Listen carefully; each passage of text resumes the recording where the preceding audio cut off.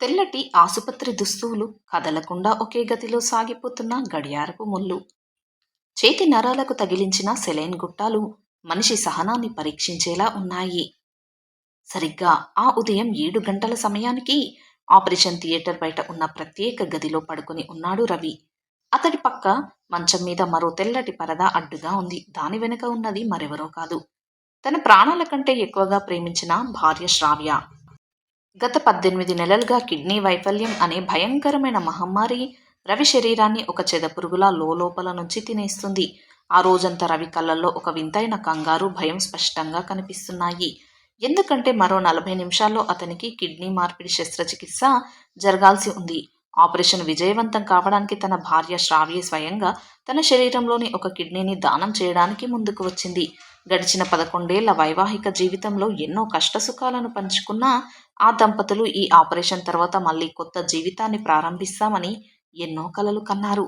రవి తన వణికిపోతున్న చేతులతో శ్రావ్య చెయ్యి పట్టుకొని, మనం ఈ గండం నుంచి బయటపడ్డాక ఆ పాత ఊర్లోని మన సొంత ఇంటి పాత వెరండాను మళ్ళీ బాగు చేద్దాం అని ఎంతో ఆశగా అన్నాడు. ఆ మాట విన్న శ్రావ్య కళ్ళల్లో ఆనంద బాష్పాలు తిరిగాడాయి. ఎందుకంటే తన భ్రాంతిలో, తన ప్రేమలో ఏమాత్రం స్వార్థం లేదని ఆమె నమ్మింది. సరిగ్గా అదే సమయంలో రవి తలగడ పక్కన పడి ఉన్న అతని స్మార్ట్ ఫోన్ ఒక చిన్న వైబ్రేషన్తో మోగింది. సాధారణంగా ఎవరైనా ఆపరేషన్ సమయంలో ఫోన్లను పట్టించుకోరు. కానీ రవి మాత్రం ఆ ఫోన్ను అందుకోవడానికి చూపించిన ఆరాటం శ్రావ్య కనుసైనల్లో కొద్దిగా కనిపించింది.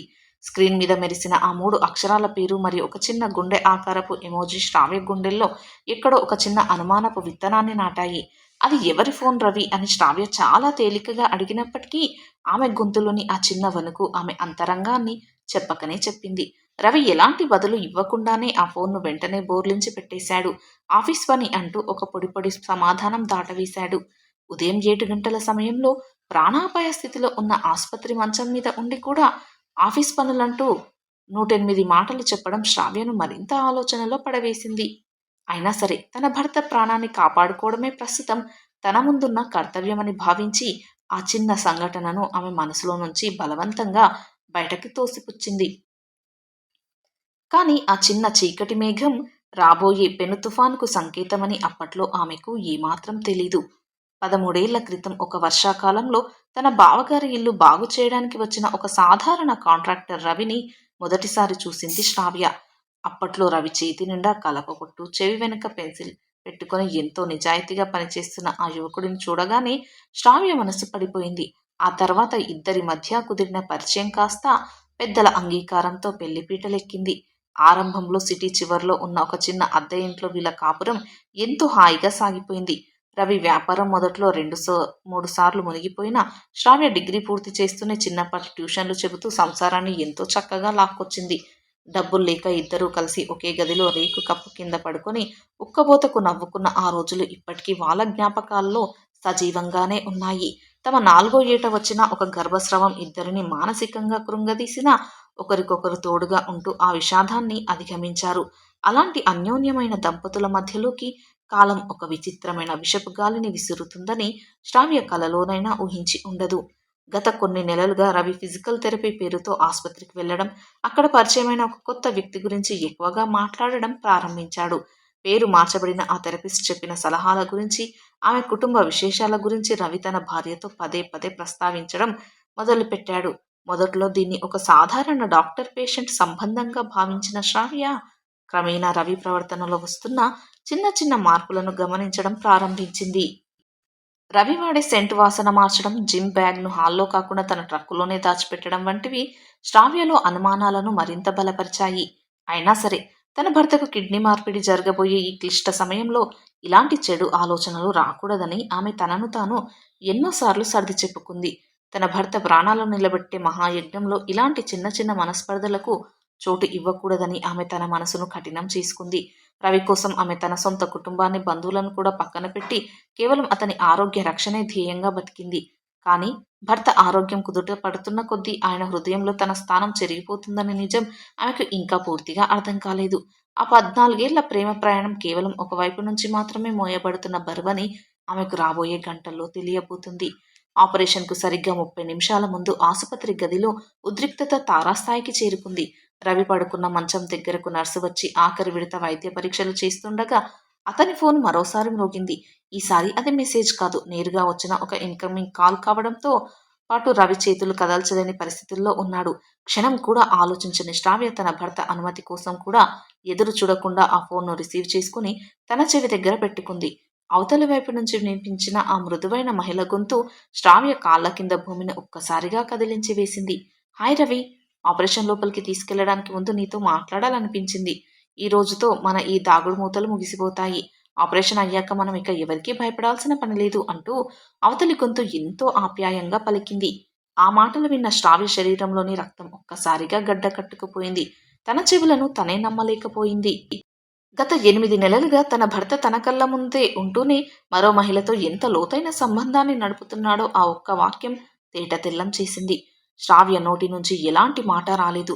కేవలం ఒక భారమైన నిట్టూర్పు మాత్రమే ఆమె గొంతులో నుంచి బయటకు వచ్చింది. ఆ అవతలి గొంతులో ఉన్న ఆత్మవిశ్వాసం, రవితో తనకు ఉన్న అనుబంధం గురించి మాట్లాడుతున్న తీరు శ్రావ్యను మానసికంగా పూర్తిగా చిన్నాభిన్నం చేశాయి. తన భర్త ప్రాణాలను కాపాడడం కోసం తన శరీరంలోని ఒక భాగాన్ని దానం చేయడానికి సిద్ధపడిన తన భార్యకు ఈ బహుమతి దక్కుతుందని ఆమె కలలో కూడా ఊహించలేదు. ఆ ఫోన్ కాల్‌ను కట్ చేయకుండా అలాగే పట్టుకొని ఉన్న శ్రావ్య కళ్ళల్లో నీళ్లు తిరిగినప్పటికీ ఆమె పెదాలపై ఒక నల్లటి చిరునవ్వు నవ్వింది. అవతలి వ్యక్తి మాట్లాడడం ఆపిన తర్వాత శ్రావ్య చాలా ప్రశాంతమైన, నిశ్శబ్దమైన గొంతుతో నేను శ్రావ్యను, రవి భార్యను మాట్లాడుతున్నాను అని ఒక్క మాట చెప్పింది. ఆ ఒక్క వాక్యంతో అవతలి వైపు ఒక్కసారిగా నిశ్శబ్దం అలుముకుంది. ఆ తర్వాత వెంటనే ఆ కాల్ కట్ అయిపోయింది. తన భర్త పక్కనే నిలబడి తన జీవితాన్ని మోసం చేసిన ఆ అక్రమ సంబంధం తాలూకు నిజం ఆమె కళ్ళ ముందే ఒక పెద్ద భూతంలా నిలబడింది. ఫోన్ కట్ చేసిన తర్వాత శ్రావ్య ముఖంలో కనిపించిన ఆ ప్రశాంతత రవిలో భయాన్ని రెట్టింపు చేసింది. రవి తన తెల్లటి ముఖంతో భయంతో వణికిపోతూ, శ్రావ్య, నువ్వు అనుకుంటున్నట్లు అదేమీ కాదు. నేను అన్నీ నీకు తర్వాత చెబుతాను అని ప్రాధేయపడసాగాడు. కాని శ్రావ్య ముఖంలో ఎలాంటి కోపం లేదు. కేవలం ఒక నిర్లిప్తత. తన నిర్ణయంపై ఉన్న ఖచ్చితత్వం మాత్రమే స్పష్టంగా కనిపించాయి. 8 నెలలుగా నన్ను మోసం చేస్తూ నా ప్రాణ త్యాగాన్ని కూడా నీ స్వార్థానికి వాడుకోవాలని చూశావు కదా రవి అంటూ ఆమె చాలా నెమ్మదిగా మాట్లాడింది. సరిగ్గా అదే సమయంలో ఆపరేషన్ థియేటర్ నుంచి డాక్టర్ వచ్చి రవిని లోపలికి తీసుకెళ్లడానికి సమయం అయ్యిందని సిబ్బందిని ఆదేశించారు. అందరూ ఆపరేషన్కి సిద్ధమవుతున్న తరుణంలో శ్రావ్య తన చేతికి ఉన్న సెలైన్ గొట్టాలను ఒక్క ఉదుపుతో తన చేతి నుంచి లాగిసి పడేసింది. ఆ రక్తపు చుక్కలు నేల మీద పడుతున్నా ఆమె పట్టించుకోకుండా నేరుగా అక్కడ ఉన్న ప్రధాన వైద్యురాలి దగ్గరికి వెళ్లి ఒక సంచలన ప్రకటన చేసింది. డాక్టర్ గారు, నేను నా భర్త రవికి కిడ్నీ దానం చేయడం లేదు. ఈ క్షణమే నేను ఈ ఆస్పత్రి నుంచి డిశ్చార్జ్ కావాలనుకుంటున్నాను అని చాలా స్పష్టంగా చెప్పింది. ఆ మాట విన్న డాక్టర్ ఒక్కసారిగా షాక్‌కి గురయ్యారు. రవి అయితే మంచం మీద నుంచి లేవడానికి ప్రయత్నిస్తూ బిగ్గరగా ఏడవడం మొదలుపెట్టాడు. శ్రావ్య, నా ప్రాణాలతో చెలగాటమాడొద్దు. ఆపరేషన్ ఆగిపోతే నేను బ్రతకలేను. నన్ను క్షమించు అంటూ రవి ఆ ఆసుపత్రి గదిలో అందరి ముందు మోకరిల్లి వేడుకున్నాడు. కానీ శ్రావ్య మనసు మాత్రం ఒక రాయిలా మారిపోయింది. ఎందుకంటే మోసం మీద నిర్మించబడిన ఏ సంబంధానికి కూడా ప్రాణం పోసే హక్కు తనకు లేదని ఆమె గట్టిగా నమ్మింది. తన ఆత్మ గౌరవాన్ని తాకట్టు పెట్టి తన శరీరంలోని ఒక అవయవాన్ని మోసగాడికి దానం చేయడం కంటే ఆ నిజం ముందే బయటపడడం దేవుడు తనకు ఇచ్చిన వరంగా భావించింది. ఆసుపత్రి సిబ్బంది ఎంత వారించినా వినకుండా తన చిన్న సూట్ కేస్ సర్దుకొని ఆ గది నుంచి బయటకు అడుగుపెట్టింది. ఆమె వెనకాలే రవి తల్లి పరుగున వచ్చి కన్నీళ్లతో బ్రతిమిలాడినా శ్రావ్య వెనక్కి తిరిగి చూడకుండా ఆ ఆసుపత్రి గేటు దాటి బయటకు వచ్చేసింది. ఆ క్షణంలో ఆమె గుండె బరువుగా ఉన్నా తన జీవితాన్ని తన సొంత కాళ్లపై నిలబెట్టుకోవాలన్న ఒక బలమైన ధైర్యం మాత్రం ఆమె కళ్ళల్లో స్పష్టంగా కనిపించింది. ఆసుపత్రి నుంచి బయటకి వచ్చిన శ్రావ్య నేరుగా తన పుట్టింటికో లేదా తన స్నేహితురాలో ఇంటికో వెళ్లకుండా నగరానికి దూరంగా ఉన్న ఒక చిన్న అద్దె గదిని చూసుకొని అక్కడికి తన మకాం మార్చింది. అప్పటి వరకు రవి నీడలో రవి సంసారమే లోకముగా బ్రతికిన ఆమె తొలిసారిగా తనకంటూ ఒక స్వతంత్ర ప్రపంచం ఉందని గ్రహించింది. రవి తరఫు నుంచి అతని తల్లి ద్వారా ఎన్నోసార్లు క్షమాపణలు కోరుతూ ఫోన్లు వచ్చినా శ్రావ్య మాత్రం వాటికి స్పందించడానికి నిరాకరించింది. కాలం తన పని తాను చేసుకుంటూ పోయింది. మరోవైపు రవికి ఎవరో ఒక దాత ద్వారా అత్యవసరంగా కిడ్నీ మార్పిడి శస్త్రచికిత్స విజయవంతంగా జరిగిందని ఆమెకు వార్తలు అందాయి. రవి మళ్లీ కోలుకుని తన పాత ఇంటికి వెళ్లిన ఆ ఇల్లంతా శ్రావ్య లేని వెలితితో అసంపూర్తిగా మిగిలిపోయిన ఆ వెరండాలాగే శిథిలమైపోయింది. శ్రావ్య మాత్రం తన పాత ట్యూషన్లను తిరిగి ప్రారంభించి తన కాళ్ళ మీద తాను నిలబడుతూ ఎంతో ప్రశాంతమైన జీవితాన్ని గడపడం మొదలుపెట్టింది. ఒకనాడు తన భర్తతో కలిసి చూడాలని కన్న ఆకాశం కింద ఇప్పుడు ఆమె తన సొంత బాల్కనీలో ఒంటరిగా కుర్చీ వేసుకుని సూర్యాస్తమయాన్ని ప్రశాంతంగా ఆస్వాదిస్తుంది. ఒక మనిషిని ప్రాణాలతో కాపాడుకోవడానికి చేసే త్యాగానికి, అవతలి వ్యక్తి చేసే మోసానికి మధ్య ఉండే సన్నని గీతను ఆమె తన జీవిత అనుభవంతో పూర్తిగా అర్థం చేసుకుంది. మోసాన్ని కప్పిపుచ్చి బ్రతికే బతుకు కంటే నిజం తాలూకు ఒంటరితనం ఎంతో నయమని ఆమె ఈ సమాజానికి తన మౌనంతోనే సమాధానం చెప్పింది. ఆపరేషన్ థియేటర్ బయట ఆ రోజు ఆ ఫోన్ కాల్ మోగకపోతే తన జీవితం మరోలా ఉండేదేమోనని తలచుకుంటూ ఆమె పెదాలపై ఒక చిన్న చిరునవ్వు మెరిసింది. త్యాగం అనేది బలవంతంగా ఎవరికి రుద్దకూడదని, అది కేవలం పరస్పర గౌరవం ఉన్నప్పుడే సార్థకత సంతరించుకుంటుందని ఆమె గ్రహించింది. చివరకు మోసపోయిన భార్యగా కాకుండా ఒక ఆత్మగౌరవం గల స్వతంత్ర మహిళగా శ్రావ్య తన కొత్త జీవితానికి సంపూర్ణమైన అర్థాన్ని ఇస్తూ ముందుకు సాగిపోయింది. మరి ఈ కథలో శ్రావ్య తీసుకున్న నిర్ణయం సరైనదే అంటారా? లేక తన భర్తను క్షమించి తిరిగి అతడితో వెళ్లాల్సి ఉండేదా? మీ విలువైన అభిప్రాయాన్ని తప్పక కామెంట్స్లో తెలియచేయండి.